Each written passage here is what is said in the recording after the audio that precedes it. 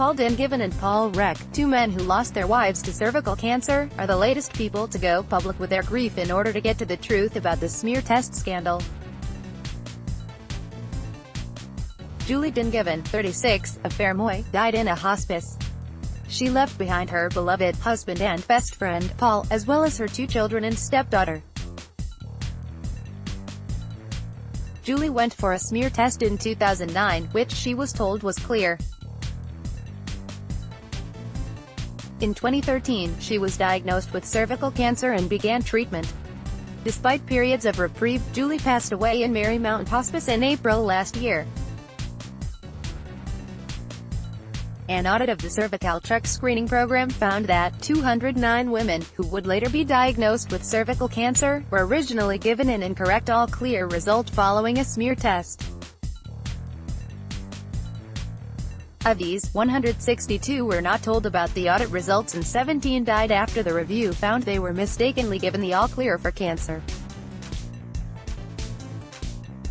2 weeks ago, Mr. Dingivan found out that his wife was one of the 17 women.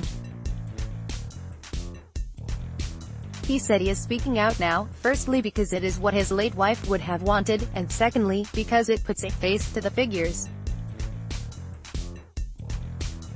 She would have wanted people to hear this, he said.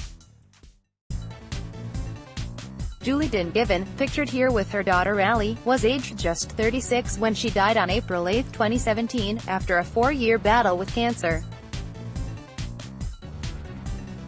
She was told her 2009 smear test was clear.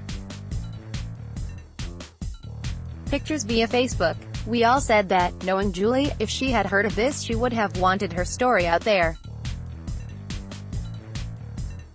In a hospital, you're just a number on a file, but now people can see the faces behind all these women's stories like Julie's. Paul Reck, husband to the late Catherine Reck, 48, also broke his silence.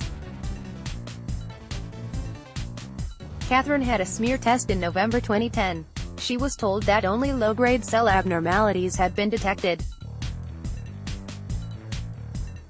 Sometime later, Catherine visited her GP after she experienced irregular bleeding and underwent a colposcopy in August 2011. Julie's husband Paul Dingivan has told of his shock and anger at discovering his late wife was one of the women who had wrongly been given the all-clear in a smear test. A biopsy revealed she had stage 3 cervical cancer. Catherine was dead 8 months later, passing away in April 2012, leaving behind her husband and 3 young children. Mr. Reck found out 11 days ago that his late wife was one of the 209 women caught up in the scandal. Catherine's family went public with this information, following in the footsteps of Vicky Phelan and Emma Mhic Mathuna, revealing their cancer diagnoses after incorrect smear tests. Catherine and Paul Reck, she was diagnosed with cervical cancer in August 2011 and died aged 48 in April 2012. Catherine had a smear test in November 2010 in which she had been given the all-clear. Mr. Reck said had his wife's high abnormalities been picked up in her 2010 smear test, she would have received treatment urgently. Every aspect of it was wrong, morally, ethically, and medically. They knew if they had told us it would have been a scandal, it was a cover-up, he said.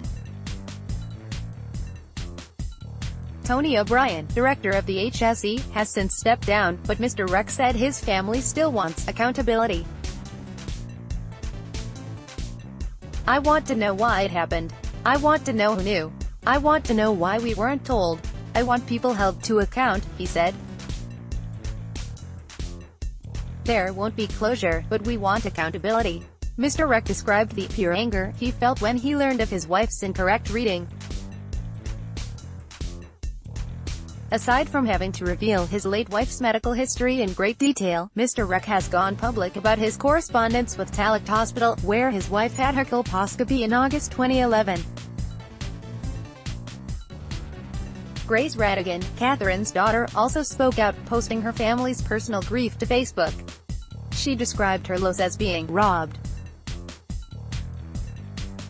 Every milestone we have passed without her through cloudy eyes and heavy hearts now feels like an extension of this sense of being robbed, said Ms. Radigan. To learn this could have potentially been avoided, it now feels like Catherine's life and her positive impact on our lives was stolen.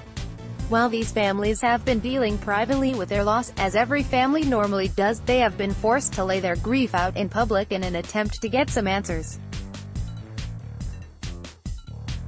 Last night, a candlelit vigil was held at Cork City Hall in solidarity with the women caught up in the cervical smear scandal. The Reck family, Thomas, Paul, the late Catherine, Grace, and Shane, front in the last family photo they have together. Mothers are the foundations of humanity and they deserve better, said Connor Slattery, organizer of the vigil. A father of 3, he said his own wife, who is not one of the 209 women, will now get a new smear test done, outside of the normal 3-year test cycle. I would suspect any husband in the country is terrified. I would suspect any woman in this country is terrified, said Mr. Slattery. Candles were lit as the sun set last night and quenched at dusk, to bring some light to this dark issue.